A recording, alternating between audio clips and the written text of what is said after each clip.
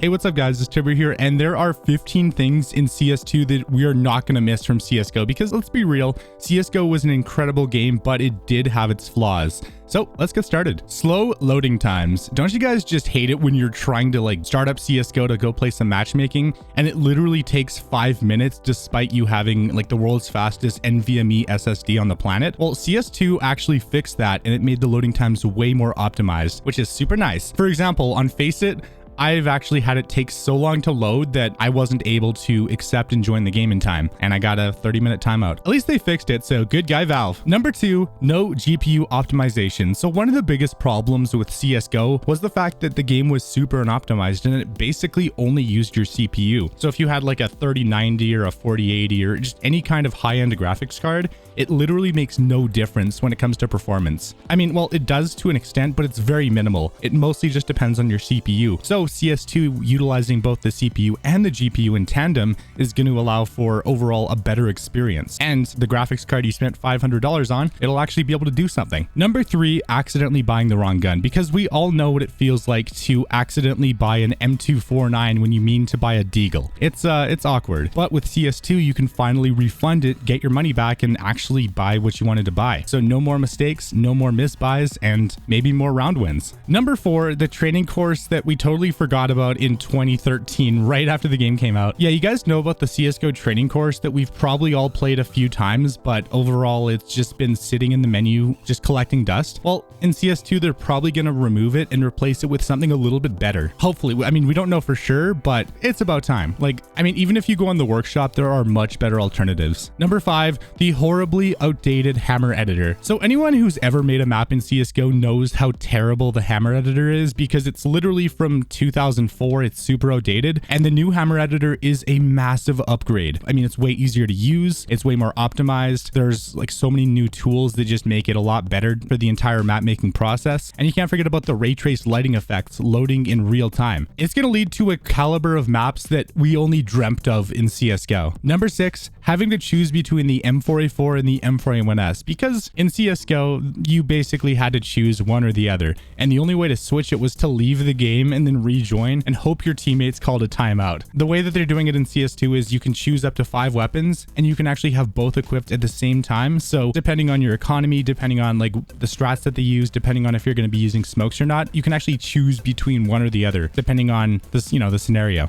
Number 7, overpowered one-way smokes. So one of the biggest problems with CSGO was the fact that the smokes in the game were actually client-sided, and pretty much for everybody, the smoke is going to be in a slightly different position. But in CS2, it's server-sided, so it's always going to be super consistent. On top of that too, the smokes also fill in the entire area, so you can't just have a lineup to throw a smoke in one specific spot and then have a one-way angle where you can see them, but they can't see you. Because that led to a lot of super unfair gunfights where people who weren't aware of it, they were just at a massive disadvantage. I mean, sure, in CS2, there's still probably going to be some one-way smokes, but they're going to be way more balanced, which in my opinion is actually a really nice improvement. Number 8, no more 64-tick servers. And this is a huge one because one of the biggest problems with CSGO was the fact that all official Valve matchmaking servers were 64-tick, which at the time when it came out was totally fine, but as technology progressed and as people started building better and better PCs with higher refresh rate monitors, it started to become a lot more archaic and outdated. And then of course you also had ESEA and Faceit, which always used 128-tick servers, which just felt way better. So the fact that they're switching kind of to a hybrid system where it's technically tickless, but where it's like a dynamic tick rate, that's going to be really nice, because in certain scenarios, it's going to be the same as 128-tick, but it'll still be 64-tick in some areas where it's not really as important. But I mean,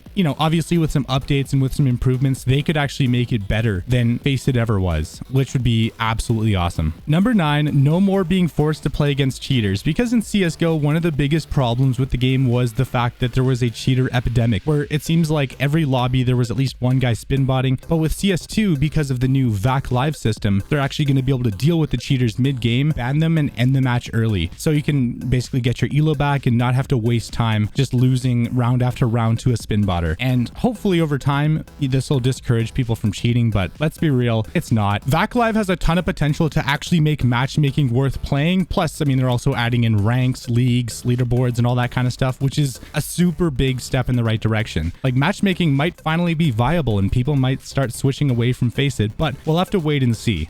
Number 10, boring Zeus kills. Because to be honest, in CSGO, getting a Zeus kill isn't really anything too crazy. It's just, you get him if you get... In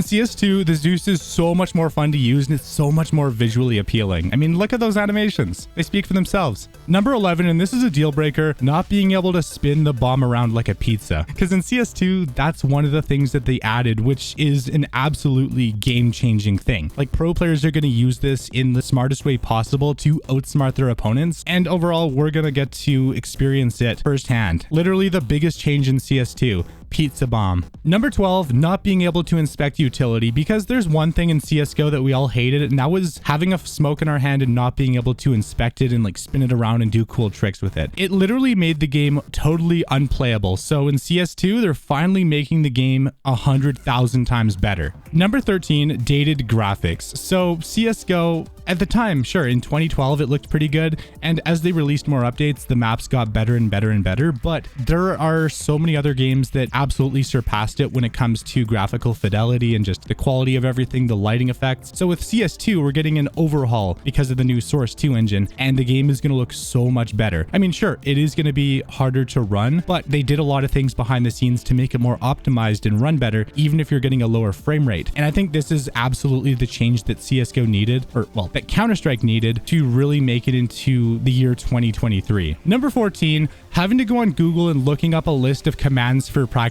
smokes, because in CSGO, it was a pain, because either you had to memorize all the commands or you literally just had to go on Google, look up CSGO smoke practice commands every single time, copy and paste it. It worked, but it was just kind of annoying. So the fact that CS2 actually has those tools built in without needing to add a bunch of commands is super useful. Plus also having a screen that shows exactly where the smoke is going to land, it's going to save so much time when it comes to actually learning new smokes. And last but not least, boys, number 15, Burger King foot lettuce. No, I'm just kidding. Number 15, Zeus, util, and bomb skins. One of my biggest gripes, of course, with CSGO was the fact that flashes and smokes and the Zeus, they were all just so boring because there weren't any skins for them. So the fact that they're adding in skins for all these new things and possibly even the bomb in the future, this is absolutely game changing because you're going to be able to have fades. You're going to have hyper beasts, neon riders. I mean, or whatever new skins that they come up with. Like, there are so many possibilities, and it just gives you a few more options to make your inventory yours. And I got a bonus one for you guys. Number 16,